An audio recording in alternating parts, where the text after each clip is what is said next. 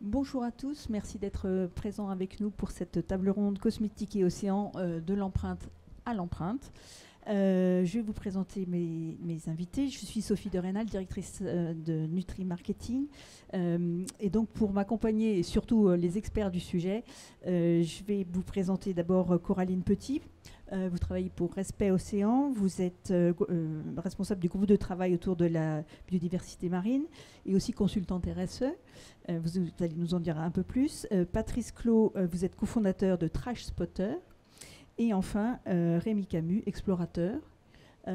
Coraline, peut-être, on va commencer par les femmes. Pouvez-vous nous en dire un peu plus sur ce que vous faites, notamment pour Respect Océan ? Tout à fait.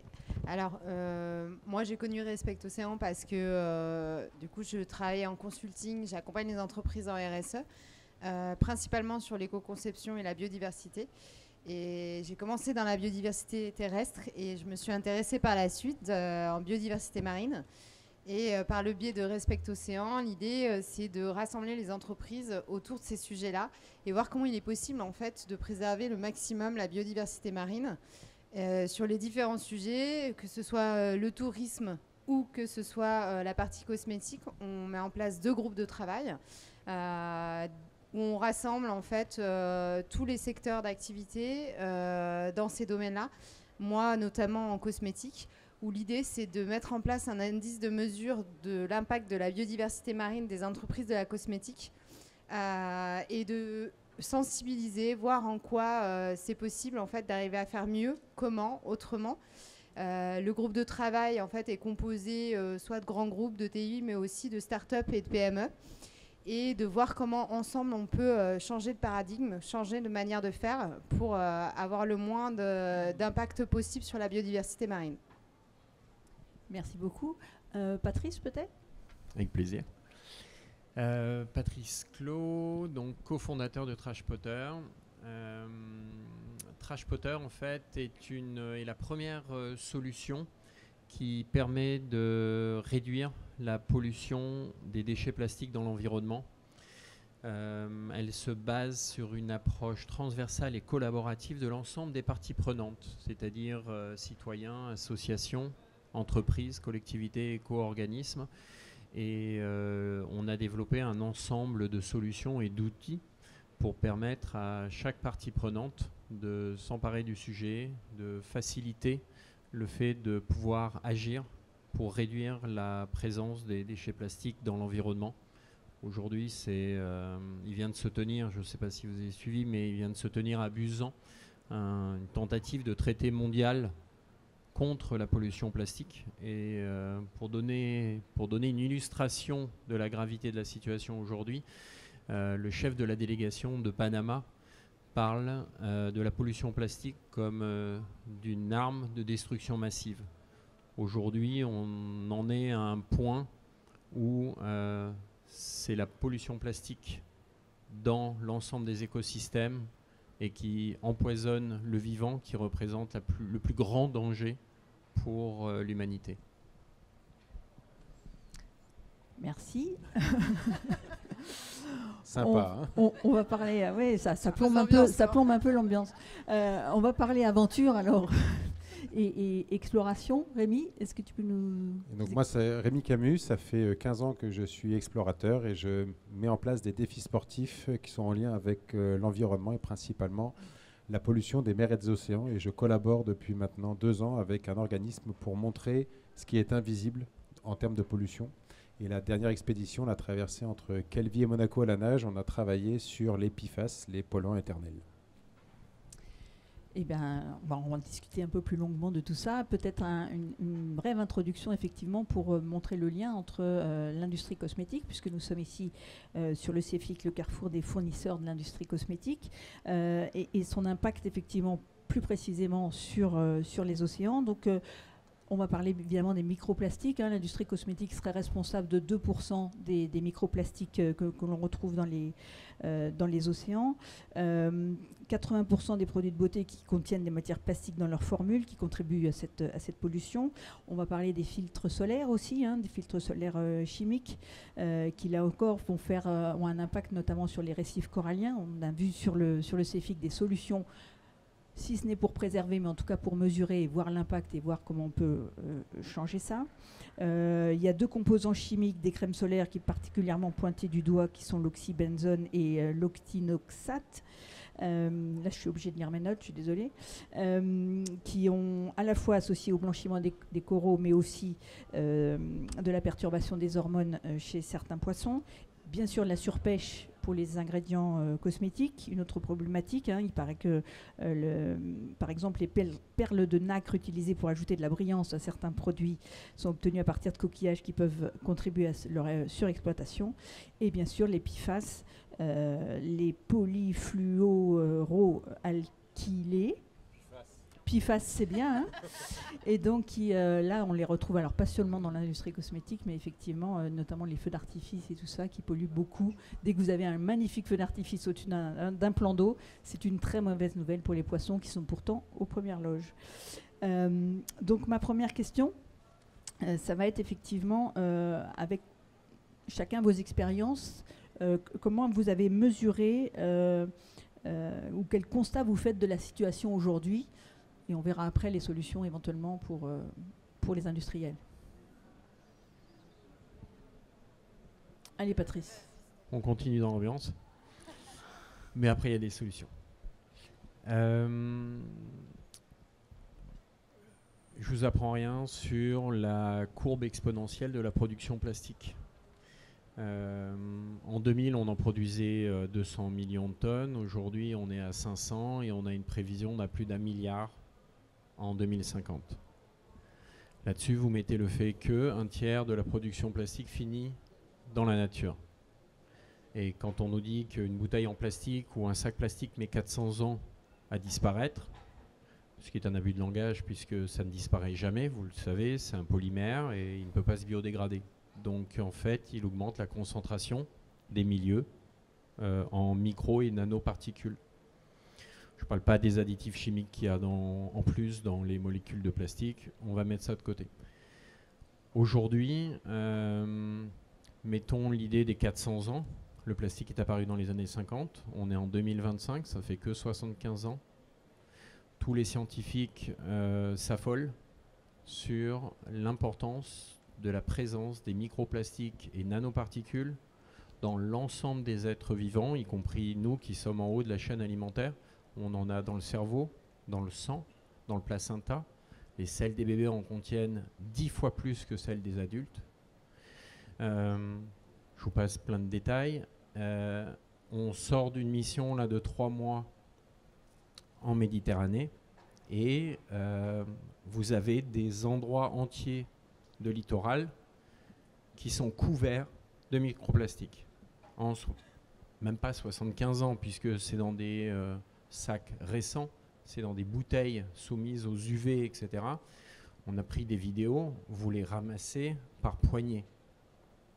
Et on n'est que au début de la dégradation des microplastiques.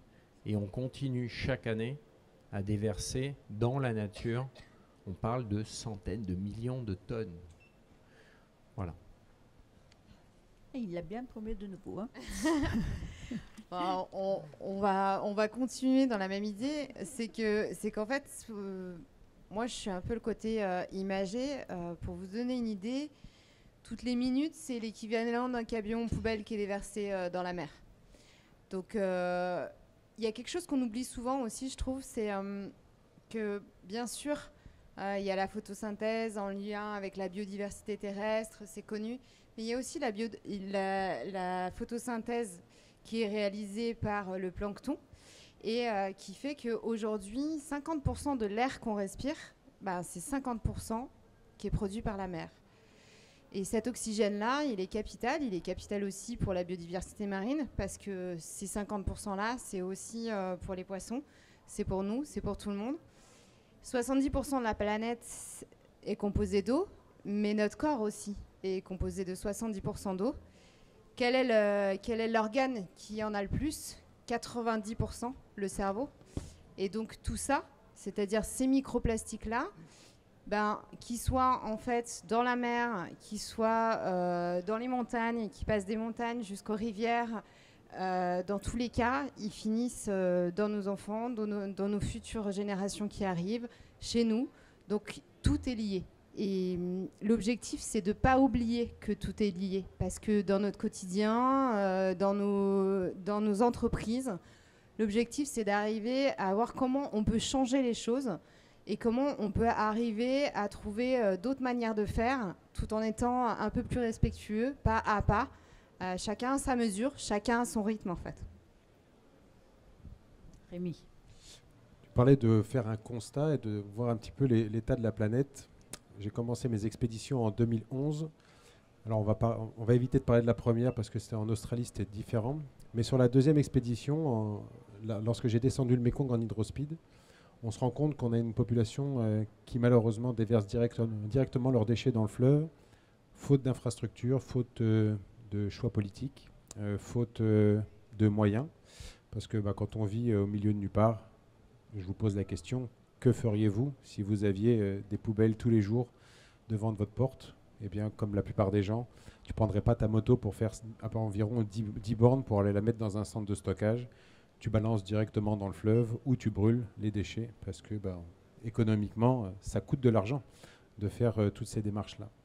Quand on voit que tous ces déchets continuent et tracent leur route jusqu'en mer de Chine, puis ensuite se déversent directement dans les mers et les océans, ils viennent de le souligner, on a énormément de tonnes qui se déversent dans les mers et les océans chaque seconde. Et au début, on s'alarmait de voir des déchets, mais qui étaient visibles à l'œil nu. C'est ce que j'ai vu sur le Mékong. Les gens déversent des déchets, et ceux-ci ne sont pas encore souillés par le sel, par la houle, par les vagues, etc. Ils ne sont pas désagrégés, ça reste des gros morceaux. Je fais des collectes de déchets très régulièrement. Enfin, on se connaît, Hélène qui est en face, qui est la partenaire de Patrie, on se connaît depuis pas mal de temps et on fait des collectes de déchets régulièrement. Et je me souviens d'une des collectes que j'ai fait avec des enfants. Et les gamins avaient crié en ayant trouvé une batterie de camion et m'avaient dit « Rémi, viens nous aider à enlever la batterie de camion ». Donc c'est ce qu'on a fait, on a retiré la batterie de camion et je trouvais que c'était un très très bon exemple de la pollution en règle générale. Et ils m'ont dit « T'as vu, c'est énorme ». J'ai dit « Oui, je sais ». Je fais « Mais là, ce que vous avez devant vous, ce n'est qu'un morceau de plastique avec du plomb. Alors certes, c'est un déchet, mais c'est le moins grave de ce qu'il devrait y avoir. Parce que le liquide qui est à l'intérieur des batteries, c'est-à-dire l'eau, toute la pollution, toutes les molécules, toute l'acidité, etc., mais ça fait bien longtemps que c'est parti dans la nature. Et à l'heure actuelle, eh bien, on voit uniquement que des immondices, des gros tas de déchets, et les gens, ça les surprend toujours. Et quand on creuse un peu et qu'on parle d'une pollution qui est invisible à l'œil nu, Patrice le soulignait avec les plastiques qui sont de plus en plus petits, c'est loin des yeux, loin du cœur, on se dit bah tiens c'est propre, alors qu'en creusant un peu, eh bien, on a réussi à passer une étape supplémentaire en termes de pollution. On ne parle plus d'une pollution visible, mais on parle d'une pollution qui est invisible à l'œil nu et qui est beaucoup plus sournoise. Je vais rebondir dans la continuité de ce que tu dis. Je suis Monsieur Bonne Nouvelle. En 2018-2019, au nord de la Corse, il y a eu des prélèvements faits sur 1 km². Ils ont trouvé 1 million de particules de plastique supérieures à 1 mm. 1 million par km². Ils ont refait le même prélèvement il y a moins d'un mois. On en est déjà à plus de 2 millions par km². Tout en sachant, comme je le disais tout à l'heure, c'est que ce phénomène va aller en s'accélérant. Parce que comme le disait Rémi, jusque-là, on n'avait que des macro-déchets. Aujourd'hui, on verse dans le micro, puis le nano. Et autant dire que quand un déchet plastique est dans l'environnement, c'est au moment qu'il est dans son état macro qu'il faut le neutraliser. Après, c'est perdu à vie, c'est permanent. Et on ne peut que rajouter de la pollution et un danger pour l'ensemble du vivant.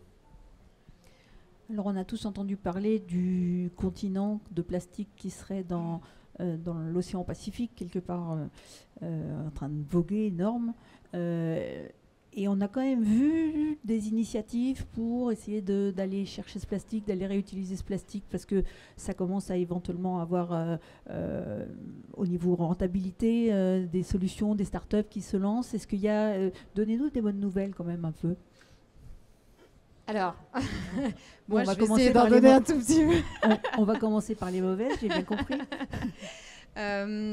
Alors, dans la nouvelle, pas terrible, on va commencer par ça.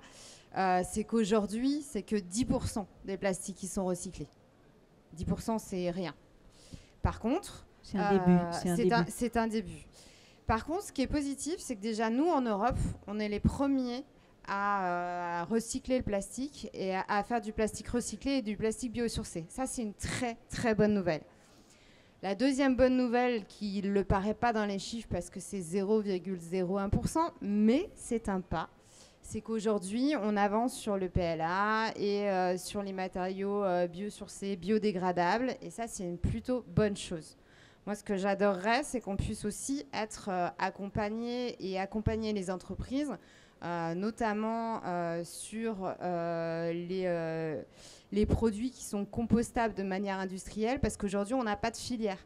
Donc, je trouve ça un petit peu facile de dire oui, il faut faire mieux, il faudrait avancer, sauf que y a des choses qui n'existent pas, il y a tout à créer. Et ça, c'est ce qui est super positif, c'est qu'aujourd'hui, il y a des entreprises qui font des recherches sur comment faire pour faire se décomposer le PLA avec tout ce qui est jeté en alimentation. Il y a des choses qui avancent, il y a des startups qui bossent là-dessus. Donc il y a vraiment, et il y a des entreprises et il y a des coalitions d'entreprises aussi qui se mettent en place. Donc il y a des belles choses qui se font. Il faut qu'on avance là-dessus et il faut que ce soit de manière holistique sur tous les sujets et tous ensemble sur des points précis. En fait, pareil pour l'écotoxicité. Moi, je pense qu'aujourd'hui, ce serait capital pour les consommateurs qu'on arrive à, et même surtout d'abord pour la biodiversité, la préserver, c'est que l'écotoxicité, faire des tests, ça devrait être systématique. Ça devrait l'être pour une simple et bonne raison, c'est que aujourd'hui, créer un produit, il y a, je crois, si je ne dis pas de bêtises, on est sur 1500 produits cosmétiques créés chaque année supplémentaires. Donc c'est chouette, c'est des belles choses. Pour autant, soyons sûrs en fait qu'à ce moment-là, vis-à-vis de l'impact qu'on a sur la biodiversité marine, sur le vivant, et attention que ce soit les algues comme tout ce qui est animal, et quel impact ça a, comment ça marche, comment on peut faire qu'effectivement les choses soient faites de manière le plus propre possible et le plus vertueux possible. Et là, il y a des entreprises qui font ça. Aujourd'hui, il y a des formulations, donc encore une bonne nouvelle. Il y a des entreprises qui sont spécialisées dans l'éco-formulation. Moi, je travaille avec Galiniform, mais il y en a plein d'autres qui existent et qui se mettent en place. Il y a aussi, dans les tests d'écotoxicité, il y a Innovancy qui fait des tests in vitro, donc qui permettent d'éviter de faire ça directement sur les coraux. Donc, il y a plein de choses qui se font, il y a plein de choses qui avancent. L'idée, c'est d'être bien sensible à ça et de continuer à essayer de toujours faire mieux, de s'améliorer là-dedans. Et je pense que c'est une mouvance qui est en train de se mettre en place. Et l'idée, c'est vraiment de continuer, de rien lâcher, parce qu'on est vraiment qu'aux prémices, en effet. C'est là où c'est compliqué, c'est qu'on est dans les prémices et il faut vraiment qu'on aille s'investir davantage là-dessus. On voit qu'il y a effectivement une attente des consommateurs, 67% des consommateurs qui recherchent des produits de beauté plus durables. On voit que l'industrie cosmétique, alors il y a des solutions évidemment sur le CIFIC, mais pas que. On voit des marques, des jeunes marques aussi qui se lancent de plus en plus dans le côté durable, alors que ce soit au niveau des ingrédients, des emballages, des solutions, de la réduction de l'empreinte carbone, etc. C'est quand même un petit espoir.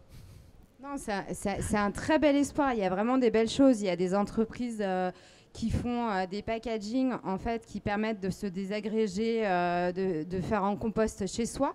Je parlais tout à l'heure du compost industriel parce que c'est quelque chose en fait, que j'ai découvert en animant ce groupe de travail. Qu'en fait, oui, on peut faire du compostage industriel parce que c'est à des plus hauts degrés, donc c'est top. Sauf qu'aujourd'hui, on est obligé d'envoyer les produits, notamment en Allemagne, quoi. Et ça, c'est pas concevable. Donc il faut qu'on arrive à créer un écosystème qui s'équilibre pour que tout le monde avance en même temps sur tous ces sujets-là. Rémi, dans toutes tes explorations, est-ce qu'il y a des initiatives qui t'ont peut-être marqué ou des choses qui vont dans le bon sens ? Oui, bien sûr. Et puis après, on voit que ça sensibilise. Les gens sont de plus en plus concernés par cette problématique. Si vous ne connaissez pas, j'imagine que vous connaissez, mais Plastic Odyssey, qui font un travail remarquable avec un navire pour transformer le plastique et en faire une solution d'huile non raffinée pour la raffiner par la suite et en faire de l'essence, du carburant, etc. Donc dans plein de pays. Vous avez Boyan Slad qui a fait son Ocean Cleanup. Alors certes, c'était les prémices au tout début, on s'est beaucoup moqué de lui, mais il faut bien quelqu'un pour commencer. À un moment donné, on se lance, on essaye.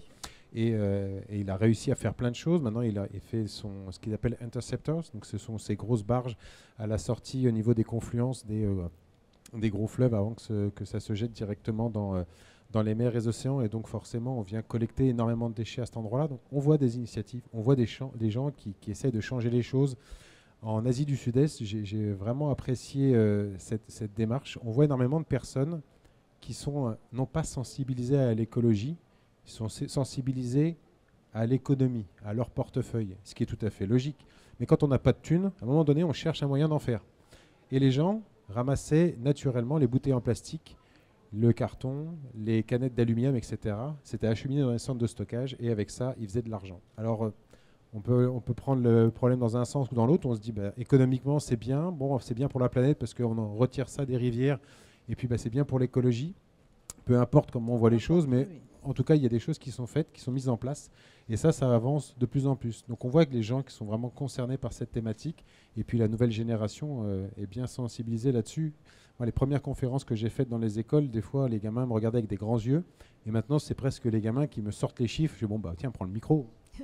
Parle à ma place, ça sera aussi simple. Hein. Tant mieux, tant mieux. Donc, on voit que ça bouge. Mais il y a, comme vous l'évoquiez tout à l'heure, quand même un décalage, un gap entre l'Europe qui est peut-être un peu en avance et puis évidemment d'autres coins de la planète où on ne peut pas non plus leur demander de ne pas faire ce qu'on a fait pendant des années, profiter de notre expérience, entre guillemets, de notre mauvaise expérience. Oui, mais je crois qu'il y a aussi une autre notion qui me paraît vraiment capitale, c'est l'information. C'est que notamment, moi pourtant, qui suis navigatrice, qui suis apnéiste, qui passe mon temps dans l'eau, c'est Charline qui m'a expliqué qu'en fait, oui, c'est super important en fait de voir quel impact ce qu'on a. Parce que quand on est sur un bateau, qu'est-ce qu'on prend ? Est-ce qu'on prend du savon de Marseille ? Est-ce qu'on prend n'importe quel savon en se disant, c'est le premier qui me vient à l'idée parce que c'est le premier dans notre état d'esprit où on se dit c'est naturel. Mais il ne faut pas oublier quelque chose, c'est que ce n'est pas parce que c'est naturel, en fait, que ça ne vient pas impacter l'écosystème. Et l'autre problématique que ça soulève, c'est que vous pouvez faire quelque chose, en fait, qui n'aura pas d'impact sur l'écosystème qui est naturel, qui est de la plante, qui est de l'algue, et avoir un impact sur le vivant, en fait, sur la partie plutôt animale. Et donc, c'est très compliqué, parce que si on veut prendre, en fait, le sujet dans sa globalité, ça veut dire qu'il faut qu'on voit si on a des impacts sur le vivant marin, végétal, animal et sur la nature. Et en fait, tout est lié. Donc, moi, je dirais plus que l'objectif, c'est vraiment de s'informer, d'en savoir un maximum pour essayer de faire qu'on fasse le mieux qu'on peut, en fait. C'est le concept One Health où on est la santé des hommes et celle de la planète et de tout ce qui vit est lié, ce que nous a montré l'INRAE récemment. D'accord. Est-ce qu'il faut durcir la réglementation, changer la réglementation, imposer ? Je ne vais pas parler tout le temps. Mais on a en France l'interdiction des microbilles plastiques dans les cosmétiques rincés depuis janvier cette année, par exemple. Est-ce que ça joue? Ah, ça y est, les mauvaises nouvelles. Je te sens rêver. Disons que nous sommes Trash Potter, on est des acteurs terrain. On vit avec un collectif d'associations environnementales et on vit l'expérience terrain. Pour nous, ce sujet-là, j'oublie pas votre question, mais c'est pour situer pourquoi ce côté un peu mauvaise nouvelle entre guillemets, parce que on est dans les écosystèmes et ce qu'on voit n'est pas rassurant. Donc c'est difficile de vous dire c'est super, il y a plein de bonnes nouvelles. Et il y a des gens, je suis désolé de me mettre un petit peu à l'écart de vous deux, mais c'est super, du Boyan Slat, du machin, etc. C'est vrai, en soi, dans l'absolu, c'est vrai. Mais les plastiques qui flottent dans les océans, c'est 1 ou 2% de la pollution des océans. On va ramasser 1 ou 2%. Dans la fosse des Mariannes, à 11 000 mètres, je continue mes mauvaises nouvelles, toutes les crevettes ont du microplastique dans leur corps. En haut des chaînes de montagne où il n'y a pas d'humains, il y a des plastiques. En Arctique, en Antarctique, il y a du plastique. Donc les initiatives sont louables et évidemment qu'on ne peut que encourager de voir leur développement. Nous, acteurs terrain, ce qu'on voit, c'est qu'il y a plein d'assauts, il y a plein de bénévoles, il y a plein de personnes affolées, inquiètes, envie de protéger leur environnement et l'avenir de leurs enfants, les générations de ce qu'on va leur laisser. Mais pour nous, le regard qu'on porte sur ce qu'il y aurait à faire, on parle de réglementation et c'est là où je vais en venir, c'est que ce sujet-là ne peut être abordé que si l'ensemble des parties prenantes se l'approprient. Il ne peut pas y avoir des assos qui ramassent les déchets et les entreprises qui continuent à produire comme si de rien n'était, et en se disant c'est la faute des consommateurs. On trouve sur les plages, je ne sais pas si dans la salle il y en a qui sont concernés par l'exemple que je vais vous donner, dans le sud de la France, du côté de Perpignan, à Canet-en-Roussillon pour ne pas le citer, il y a une plage où on a trouvé plein de petits angles en plastique sur les plages. Et on s'est dit, mais qu'est-ce que c'est? En fait, ce sont des blocages de gâchettes de crème solaire. Donc les parents ou les enfants, peu importe qui, c'est pas le sujet, mais engagent et donc font sauter le verrouillage de la gâchette. Et il y en a plein les plages. Donc l'entreprise peut dire c'est la faute du consommateur de ne pas ramasser, mais l'entreprise peut aussi concevoir le produit autrement pour qu'il n'y ait pas ce problème. Ce que je disais tout à l'heure sur, on parle de microplastique, mais on attend, nous, acteurs terrain, que les entreprises rejoignent les acteurs du terrain pour les aider à récupérer le macroplastique pendant qu'il est encore temps.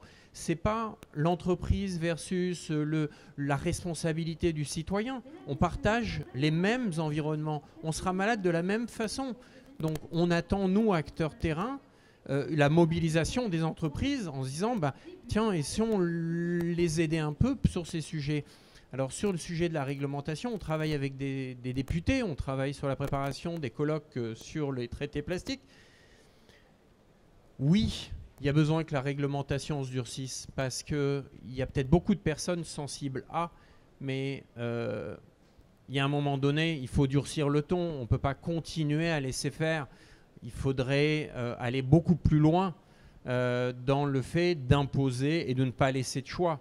On ne peut pas nuire aux vivants pour des raisons économiques. Ce n'est pas possible. Et donc s'il faut des lois, en tout cas nous, acteurs terrain, eh ben, on est pour. Il s'agit de protéger le vivant, quoi. Voilà. Merci. Alors, si je reviens sur l'industrie cosmétique, c'est 120 milliards de produits cosmétiques qui sont mis, qui sont produits chaque année. Donc, évidemment, en plastique ou pas en plastique, des pots, des tubes, tout ce que vous voulez. Est-ce qu'il y a alors, des choses à faire, évidemment, et on le voit encore une fois sur le CEFIC, des solutions d'emballage beaucoup plus durables à mettre en place. Sensibiliser les consommateurs, oui. Mettre de la réglementation au milieu de tout ça. Quel autre type de choses? Alors, peut-être effectivement sensibiliser encore plus les nouvelles générations. Parfois, on a l'impression qu'on fait des choses, mais si on voit tout ce qui arrive de Chine, qui est 100% plastique, et qui... Donc, comment est-ce qu'on peut, je ne sais pas, interagir? Je pense que chaque geste compte, ça on a bien compris. Mais comment est-ce qu'on peut essayer de fédérer ou de faire boule de neige? Ou de mettre en place des solutions nudge, c'est-à-dire que les gens... que ce soit par intérêt économique, que ce soit par intérêt environnemental, ou que ce soit pour le plaisir, ou parce que ça les amuse, ou quoi que ce soit, mais puissent avoir les bons gestes. Je peux vous donner, excuse-moi, je peux vous donner un exemple, parce que certes, je vous donne beaucoup de mauvaises nouvelles du terrain, Mais c'est dans ce sens-là que, pour exemple, dans le prolongement de ce que vous dites, c'est bien sûr qu'on peut taper sur les gens qui font pas bien sûr qu'on peut amener de la réglementation. Vous parliez du nudge. Et justement, chez Trash Potter, nous, l'idée, c'est se dire, on a un système qui dysfonctionne. Comment ça se fait qu'après tant d'années, on continue à avoir des volumes de déchets abandonnés, principalement plastiques, dans l'environnement? Pourquoi les hommes politiques n'ont pas réussi? Pourtant, il y a des lois qui sont passées, qui ne sont pas forcément appliquées, blablabla, etc. Et donc, nous, l'idée, c'est de dire, on va valoriser le déchet abandonné dans la nature. C'est un peu décalé, mais on s'est dit on va le prendre à contre-pied. Et si le déchet, quand il est ramassé par un consommateur, il devient une ressource financière que l'utilisateur reverse à une asso environnementale. On l'inverse, c'est-à-dire qu'on fait du déchet une ressource vertueuse, avec la participation d'entreprises qui nous soutiennent, etc. Et grâce à ça, en fait, on voit une mobilisation. Aujourd'hui, on a la plus grosse communauté de citoyens qui veulent protéger leur environnement en se disant « j'ai le pouvoir d'agir ». On est accompagné par des entreprises qui veulent se bouger sur ces sujets et ça change toute la donne parce que les collectivités nous rejoignent, les éco-organismes nous rejoignent et ça crée des écosystèmes vertueux où tout le monde est gagnant pour des avantages mutualistes. On remodèle, on modifie la mécanique autour des déchets. Donc il y a d'autres initiatives, on n'est pas les seuls, on va dire, à essayer de penser en dehors de la boîte et se dire et si on faisait autrement. Mais il est évident que la solution passe par cette intelligence collective, c'est la mobilisation de tous. C'est un problème pour lequel on est tous responsables. Et donc la solution ne peut passer que par chacun d'entre nous. Oui, c'est ce que disait Rémi tout à l'heure avec l'exemple où les... En Asie. Oui, c'est ça, ouais. Exactement. D'aller, effectivement, l'argent, on sait que voilà, c'est quelque chose sur lequel on peut appuyer facilement et puis trouver des solutions comme ça. Mais je pense que le contre-pied, c'est un vrai sujet hyper important. C'est qu'en fait, oui, on a parlé de la réglementation tout à l'heure, mais en fait, de réfléchir ensemble sur voir comment on peut faire pour prendre le problème autrement, l'aborder d'une manière autre. C'est pareil avec le groupe de travail de Respect Océan. L'idée, c'est justement de réfléchir ensemble et savoir comment on peut faire pour essayer de mesurer notre impact et comment on peut arriver à le bêta-tester au sein des entreprises, savoir si ça marche, si ça fonctionne, qu'est-ce qu'on en ressort de ça, grandir et avancer là-dedans pour avoir une manière intrinsèque en fait, et venir chercher ça au cœur des gens. Parce que qu'est-ce qu'on protège? On protège ce qui nous touche systématiquement. Et sauf que moi, j'en reviens à mon introduction tout à l'heure, à dire que ce qui nous touche, en fait, on est composé de 70% d'eau. Donc, quoi qu'on fasse, de toute façon, ça fait partie de nous. Et c'est juste le quotidien qui fait qu'on oublie ces choses-là. Mais au final, on a chacun ça en nous. Et puis, il y a des personnes qui sont plus touchées peut-être par le côté social, d'autres personnes qui sont plus touchées par le côté environnemental. Et tant que c'est porté, en fait, tous ces sujets-là, tant qu'ils sont portés parce que les gens sont empreints de cette volonté d'avoir envie de changer les choses et que ça les touche, on avance. Tant que ça nous touche, on avance. Alors, je me fais un peu l'avocat du diable, mais on parle de la pollution visible, elle va choquer tout le monde. Quand on voit un papier dans la rue, on va voir. Celle invisible, elle choque personne parce qu'évidemment on la voit pas. Et donc, est-ce que cette pollution invisible, on a parlé beaucoup des microplastiques ou des PFAS, est-ce qu'on connaît son impact sur notre santé, ou là, ça pourrait effectivement interpeller beaucoup plus et peut-être en parler plus? C'est encore les mauvaises nouvelles. Le responsable, il les connaît mauvaises beaucoup nouvelles, plus. c'est là. Chercher Il va falloir arrêter à un moment. Faut arrêter de me poser des questions. Je peux compléter. Les scientifiques sont actuellement affolés par... alors, juste avant ça, donc dans le plastique, il y a des additifs chimiques qui peuvent aller jusqu'à 30 à 40% en termes de masse par rapport à cette molécule. Ça veut dire que quand vous avez des microplastiques dans l'organisme, ils rentrent dans votre organisme des polluants toxiques, cancérigènes. Aujourd'hui, comme je le disais tout à l'heure, on en a partout dans notre corps, grâce notamment au fait que dans le système sanguin, il y en a partout. Il y a plus d'un cas sur deux d'artères bouchées à cause des microplastiques, donc risque d'AVC. Plus d'un cas sur deux. Parler de risque pour la santé. Maintenant, les scientifiques ne font que commencer à découvrir ces taux de concentration et n'ont pas encore assez le recul pour se rendre compte de l'impact de la toxicité des additifs chimiques qu'il y a dans les molécules que l'on a dans notre corps pour mesurer si ça peut créer des dégénérescences cellulaires, donc des cancers, Alzheimer, etc.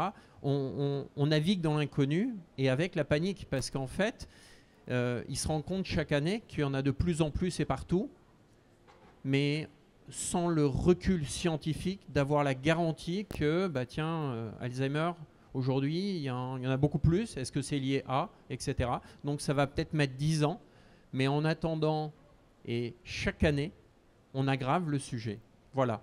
Donc c'est un sujet à prendre vraiment très au sérieux et à endiguer le plus vite possible la présence, tant que c'est encore possible, quoi, sous forme de macro-déchets. Voilà. On sait quand même que, je pense que là aujourd'hui c'est assez médiatisé et c'est assez partagé. Les problèmes de fertilité, ça c'est vraiment un très très très gros sujet.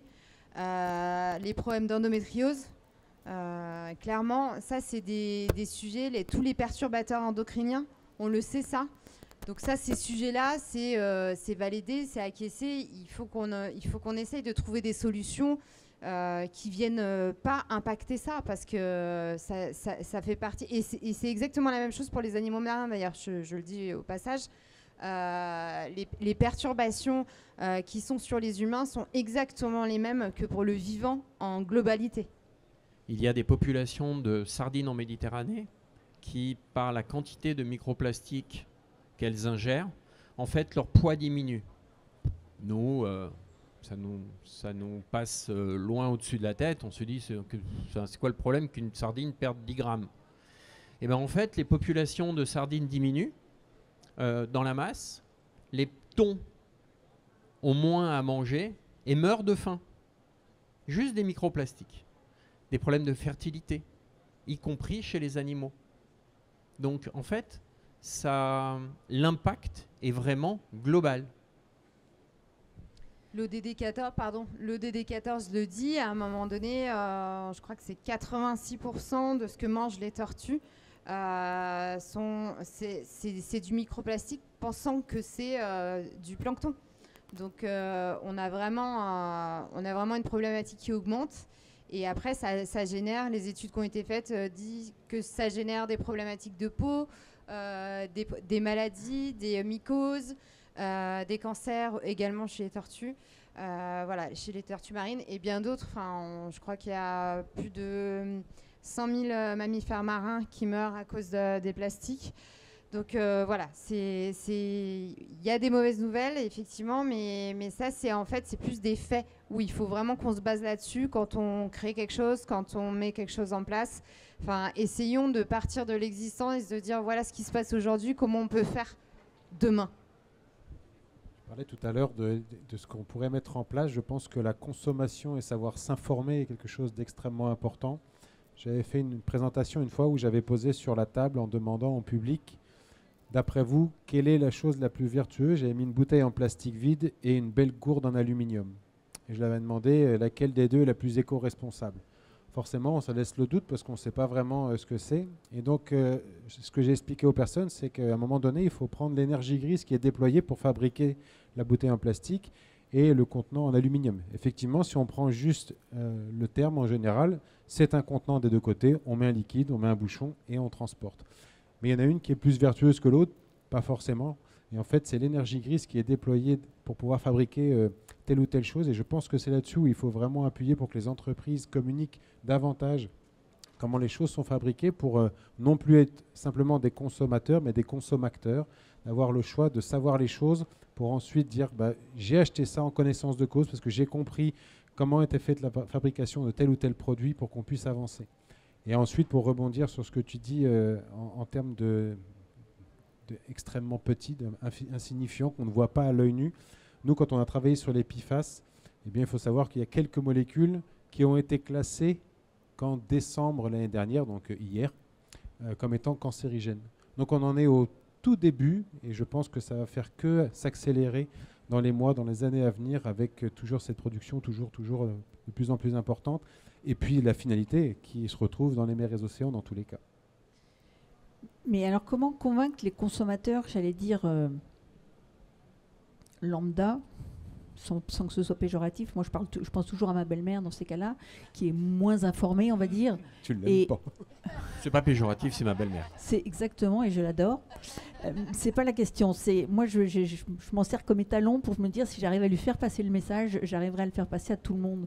Et je pense que c'est important parce que elle regarde la télé toute la journée, elle a des infos qui vont dans un sens, dans un autre, elle n'y croit pas, elle dit qu'est-ce que je peux faire moi, et d'avoir des messages simples peut-être, ou des messages, ou alors lui donner que ou qu'elle achète que des produits bien mieux disant, mieux pour la planète, mais pour l'instant elle fait selon son porte-monnaie, etc., comme tout le monde.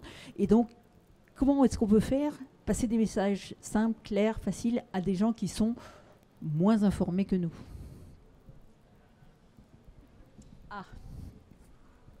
En fait, ça touche plusieurs sujets. Il y a une question de génération. Oui. D'une part. D'autre part, il y a une question de volonté. Parce que les chiffres dont je vous parle, on n'en entend pas forcément parler à la télévision de manière synthétique, vulgarisée, etc. Ou pas dans des heures d'audience, ou alors c'est tellement dilué qu'on ne retient pas. Mais au-delà du chiffre, c'est-à-dire que moi, ma belle-mère, elle va entendre les chiffres dont tu parles, et puis, d'un autre côté, elle va entendre que l'espérance de vie augmente. Alors tout va bien, quoi, continuons. Elle augmentait jusque-là. En fait, je pense qu'il y a une limite au message qu'on peut passer en termes de perception, compréhension, croyances personnelles, informations qu'on a déjà. Et c'est là où je pense que les marques ont un rôle clé à jouer. Tant effectivement dans le produit lui-même, c'est-à-dire qu'il se passe d'informations, parce qu'on sait que même s'il y a un mauvais emploi d'eux, il y a peu où on a limité l'impact. Et ensuite, il y a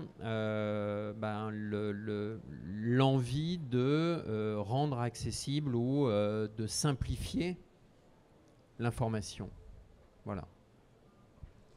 Moi, je suis assez d'accord. Et je pousserais même encore un peu plus loin, où je dirais que on peut mettre le marketing, moi je viens de ce milieu-là, et on peut mettre le marketing au service de cette démarche-là sur 2 points. D'abord l'information, que ce soit comme outil de sensibilisation et d'information, que ce soit sur les packagings, sur les produits, etc., sur les réseaux sociaux, et que le fruit de ce marketing soit servi en fait pour changer le matériau, pour faire qu'on puisse avoir des matériaux plus louables, et parce que ça a un coût. Tu as commencé ton introduction en disant 80% des formulations, des formules en cosmétique sont composées de plastique. Pourquoi? Pour une question de coût, principalement. Après, il y a aussi des histoires de toucher, etc., de matière, mais c'est pas mon métier, donc vous m'en voudrez pas si je dis des bêtises là-dessus. Mais globalement, moi, de ce que j'en entends, c'est ça. C'est qu'il y a une problématique coût. Et cette problématique coût, elle peut être palliée par le marketing qui va sensibiliser, en fait. Et du coup, comme les gens sont quand même, et ça, ça fait partie des bonnes nouvelles, c'est que les gens sont de plus en plus sensibles à ça. Ils ont de plus en plus envie d'avoir un impact positif. De ce fait, ils vont aller plus vers des marques de ce style-là, et ça va avancer comme ça. Et moi, je pense qu'on peut raconter des histoires, des belles histoires qui marquent de façon ludique ou de façon à arriver à leur donner des informations. Moi, si je vous raconte une histoire, vous allez me dire, mais elle a craqué parce que ça n'a rien à voir avec le sujet. Mais si je vous dis qu'on est de la poussière d'étoiles, là, déjà, je vous embarque, en fait, dans une histoire. Les étoiles, c'est composé, je vous disais, parce que ça m'a intéressé sur le trajet, c'est ce que j'ai regardé. Et en fait, je me suis dit, mais de quoi c'est composé? C'est composé d'hélium et d'hydrogène. Et quand elles finissent leur vie, elles se désagrègent en poussière. La poussière traverse l'atmosphère et fait que c'est composé de carbone, d'hydrogène, d'oxygène, ce pourquoi nous sommes constitués. Et quand ça arrive sur la nature, en fait, c'est là que se fait la photosynthèse et que du coup, elle garde le carbone, elle le transforme en sucre et elle rejette l'oxygène. C'est une histoire. Je viens de vous raconter une histoire. Mais en vous racontant une histoire, en fait, pas pour vous parce que vous êtes aguerris, mais globalement, on informe les gens. On informe les gens en les embarquant dans quelque chose et en leur disant, en fait, vous êtes des poussières d'étoiles, mais vous êtes aussi l'océan, parce que vous êtes composé de 70% d'eau. Le plasma sanguin est égal au plasma marin, la composition. Et pareil pour nos larmes, les larmes quand on pleure tous les jours, et clairement, ces larmes-là, c'est la même composition qui est dans la mer, en fait. Donc, on est tous liés. Racontons des histoires qui sont justes, qui sont à propos et qui embarquent les gens avec nous pour faire qu'en fait, on les sensibilise et en même temps, on leur donne les notions et on leur apporte quelque chose. Rémi, un mot avant qu'on passe aux questions de la salle, peut-être. Non, je rebondirai là-dessus, parce que je trouve que c'est juste, mais le marketing authentique est vrai. En fait, de dire les choses avec passion, mais que ça soit vrai, ne pas faire du greenwashing ou d'essayer de tourner autour du pot pour essayer de vendre plus, etc. Mais de dire des choses vraies, de raconter une histoire, mais que ce soit une vraie histoire authentique. Voilà, notre produit, il n'est pas tout à fait vertueux, mais on va vous expliquer pourquoi, etc., etc. Et au moins, les consommateurs repartent avec des notions, avec des choses vraies. Et ils peuvent se dire, OK, c'est pas tout à fait ce que j'avais espéré, mais ils nous ont pas menti. Ils n'ont pas juste essayé de romancer les choses pour qu'on puisse en vendre encore plus, encore plus. Et je pense que c'est là-dessus où il faut vraiment appuyer, informer, mais en restant authentique et vrai. Mais c'est pas facile. Non, j'ai pas dit que c'était simple, mais ouais, et puis ça prend du temps forcément d'être authentique et vrai, ça prend du temps, c'est difficile des fois. On est inondé par plein de conneries sur les réseaux sociaux à longueur du temps. On voit plein d'informations passer et on ne sait pas qu'est-ce qui est vrai, qu'est-ce qui n'est pas vrai, parce que en fait, il faut creuser l'information, aller la chercher. Sauf que le temps que tu fasses tes recherches, il y a d'autres merdes qui arrivent et ça s'arrête jamais. Donc forcément, eh bien, ça rend la tâche encore plus difficile. Donc je pense que d'être pour une entreprise authentique et vraie et de faire passer les bonnes informations, eh bien, on avancerait sur quelque chose d'intéressant en tout cas. Je vais rester dans la veine de ce que Coraline et Rémi viennent de dire. Et juste un exemple très très court. Ce que j'aimerais voir personnellement, c'est de voir les marques avoir un peu de courage de se positionner à l'endroit d'engagement et de conviction. Quand je vois par exemple au supermarché qu'on épluche des bananes et qu'on les met sous vide, sous un cellophane, et au motif que c'est les consommateurs qui le demandent, comment une marque peut encore aujourd'hui se prévaloir de ce genre de choix? C'est impossible. Donc c'est aux marques aussi de se positionner dans leurs convictions et d'embarquer les consommateurs. Alors là, je pense que l'argent, enfin le nerf de la guerre pour tout le monde là-dedans, alors répondre à une éventuelle attente, d'accord. Là aujourd'hui, on voit dans la grande distribution en tout cas plus d'engagement parce que effectivement la tendance est quand même à essayer de se montrer vertueux, de prendre des initiatives et qu'il y a des attentes des consommateurs pour que les autres fassent le boulot à leur place aussi. Et donc ils voient l'intérêt de faire ça pour récupérer des consommateurs. Ils ne le font pas forcément pour la planète, mais en tout cas pour eux une façon de récupérer des consommateurs. Je vais prendre des questions dans la salle. Oui. Merci.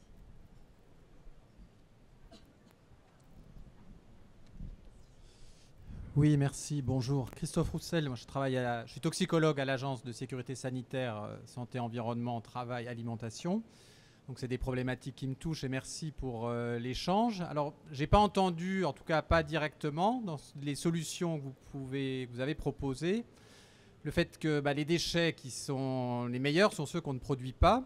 Et donc il y a quand même derrière la notion de consommation la question qui peut se poser de est-ce qu'on a besoin de tous les produits qu'on achète. Et je pense que l'exemple des PFAS, où il y a des débats sur l'usage essentiel, parce que les PFAS, vous l'avez dit, il y en a quelques-uns qui sont étudiés alors qu'il y a des milliers de PFAS, donc on n'est pas au bout de voir ce qui est suffisant pour connaître leur toxicité. Donc la notion d'usage essentiel qui a marché pour les CFC, quand les produits carbofluorés qui avaient un impact sur la couche d'ozone, il y a quand même réussi à avoir un consensus pour dire, bon alors c'est quoi les usages essentiels de ces substances-là? Pourquoi est-ce que c'est pas... pourquoi? Peut-être que vous allez nous répondre. Est-ce que c'est un débat qui peut se poser? Est-ce qu'on est suffisamment mûr pour l'entendre? Qu'est-ce qu'il faudrait pour aller sur ce terrain-là? Parce qu'on voit bien que les solutions qu'on propose, on peut les prendre par tous les bouts. Tant qu'on consommera autant, qu'on produira autant, il y aura des déchets. Et on dit les déchets qui sont biodégradables, les plastiques biodégradables, on voit bien qu'ils ne sont pas si dégradables que ça. Donc voilà, en tout cas, je voudrais amener ça au débat. Alors, je partage sans réserve tout ce que vous avez dit et me suis évidemment, tout comme vous, posé cette question et échangé avec des politiques très engagés sur ces sujets-là. Et justement, toutes les questions quasiment que vous avez posées ont été débattues à l'occasion de l'INC5 à Busan en Corée, qui est de dire... D'abord, et si on connaissait la formulation de tous les plastiques, et si on les triait, et si on simplifiait pour pouvoir les traiter derrière, les recycler, et si on se débarrassait de ce qui était accessoire, etc., etc. Il y a 175 pays dans le monde qui se sont mobilisés autour de ce sujet, et en se disant, toutes les questions que vous posez ont été débattues. Ça a été globalement un échec, ces négociations pour ce traité mondial qui était attendu comme ambitieux et courageux, parce qu'il y a une poignée de 5-7 pays producteurs, l'Arabie Saoudite, l'Iran, la Russie, la Chine, etc., qui ont mis leur veto sur le fait d'avancer sur ces sujets capitaux, parce qu'aujourd'hui, 50% de la production mondiale de plastique est destiné à de l'usage unique. Et c'est de ça dont il faut déjà se débarrasser. Le suremballage, emballer une banane épluchée, comme si le consommateur il n'était pas capable d'éplucher sa propre banane, sa propre pomme, etc. Et ça a été débattu avec force et virulence par un certain nombre de pays. Et on bute contre des... voilà. Mais tant que les politiques ne réussiront pas à trouver un accord là-dessus, je pense qu'on peut se débattre sans vraiment avancer, quoi. Hélas.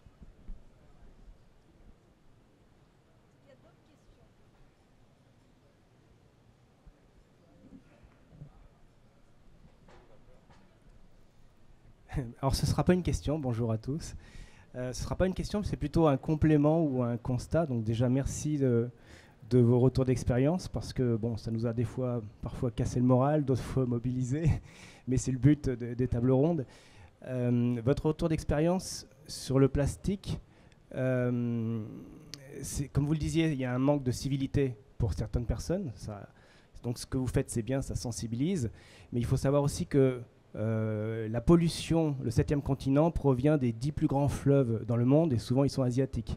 Donc pour régler le problème, il faut de la sensibilisation et il faut des modèles. Vous n'avez pas parlé de la CSRD, mais je suis presque convaincu que la SRD sera une partie des solutions. Ça ne sera pas la solution, mais une partie des solutions, pour la bonne raison que le vieux continent, l'Europe, ce n'est pas quand même celui qui est le moins mobilisé, au contraire. Il est un peu suiveur sur plein de choses dans un monde capitalistique où pour assurer la pérennité de nos entreprises et des emplois, il faut faire de la croissance. C'est antinomique, parce que qui dit croissance dit plus de consommation. Donc c'est un défi quelque part de se dire faut consommer, faut produire plus en consommant moins. C'est pour ça que quand même la cosmétique, il faut savoir que ces sujets-là du plastique sont adressés.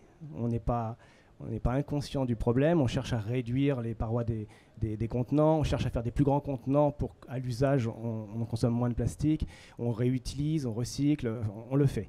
Et je suis convaincu que la CSRD, qui est vue comme une contrainte aujourd'hui, sera la réponse à ce problème capitalistique qui aujourd'hui, tant que c'est la finance qui prévaut sur tout le reste, en effet, on va polluer plus, on va prendre du pétrole brut parce que c'est moins cher que de prendre du recyclé. Et en plus, on a d'autres problèmes de disponibilité si on voulait faire que du recyclé. Tout ça, on n'a pas une solution unique. Mais la CSRD va permettre d'avoir des indicateurs extra-financiers. Et les sociétés en cosmétique et ailleurs, en Europe, qui vont adresser ces points-là, auront une centaine d'indicateurs parmi les milliers qui existent, qui vont à un moment donné prendre de plus en plus d'importance au même niveau un jour que l'aspect financier. Et on fera des choix, notamment nous aux achats, d'acheter pas que un prix, acheter l'usage, acheter la pérennité et acheter la sobriété. En fait, on a plutôt une notion de développement par sobriété.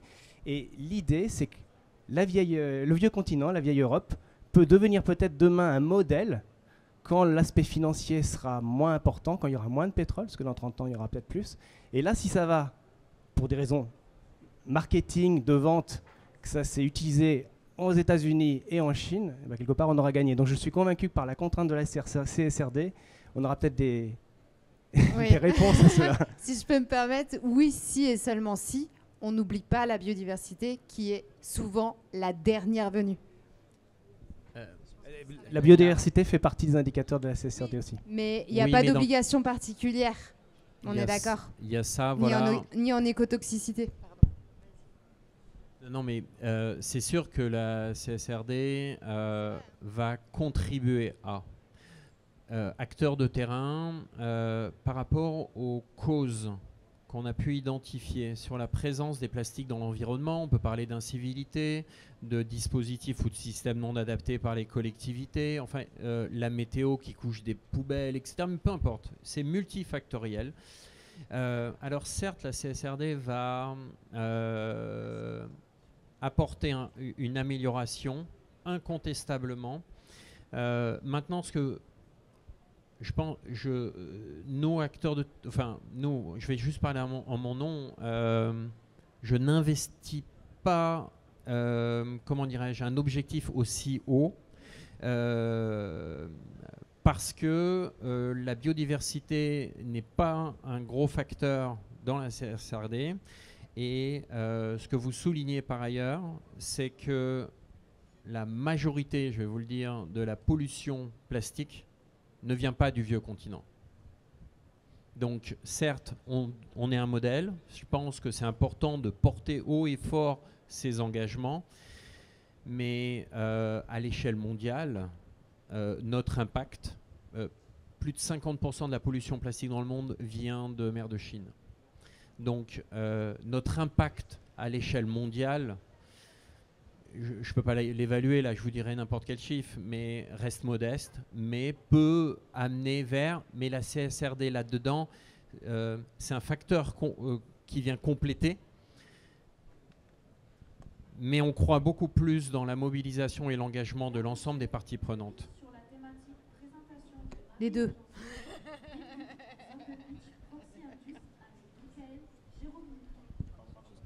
Je voudrais juste réagir un petit peu parce qu'effectivement, ça vient de mer de Chine ou ça vient de... Mais pendant combien d'années l'Europe a pollué avant... Enfin, peut-être pas sur le plastique du coup, mais sur d'autres choses. Et est-ce qu'on peut leur en vouloir dans leur évolution et dans maintenant qui deviennent des pays développés, qu'on leur reproche des choses maintenant parce qu'on a nous l'expérience de ce qu'on a fait? Alors il y a là dans la notion reproche, j'ai grandi en Afrique noire. Je rejoins ce que dit entièrement Rémi tout à l'heure et je vais aller encore plus loin. Lorsqu'on n'a pas de quoi manger, se préoccuper de ce qu'on fait de ces déchets, c'est vraiment le cadet de ses soucis. Donc l'idée n'est pas de leur jeter la pierre, mais plutôt de les accompagner dans trouver des solutions, incontestablement, y compris en Chine, etc. Et c'est vrai que je vous rejoins entièrement. On ne serait pas très très bien placé pour donner des leçons à la Malaisie et d'autres pays d'Asie où on a envoyé allègrement des centaines de tonnes de nos déchets parce qu'on ne voulait pas les traiter, et qu'encore aujourd'hui, et on travaille avec l'OCLAES, l'Office central de lutte aux atteintes à l'environnement et à la santé publique, parce que le plus gros des trafics après la drogue, ce sont les déchets, et qu'on trouve encore 1001 combines en Europe pour se débarrasser de nos déchets hors des frontières. On n'a plus le droit, sur le papier, on parlait de la réglementation tout à l'heure, on n'a pas le droit aujourd'hui d'exporter nos déchets. Ok, on fait quoi? Hors d'Europe. Donc on les emmène en Turquie, c'est encore en Europe, et on laisse la Turquie les exporter. Donc, les trafics de déchets en Europe, je peux vous dire que ça enrichit beaucoup de monde, que ça finit dans des décharges à ciel ouvert en Europe, ça finit en Grèce dans des décharges à ciel ouvert en contact avec la Méditerranée, et ce sont nos déchets. Pas d'autres questions? Eh bien, merci beaucoup de votre attention. Merci à nos 3 Merci à vous. invités.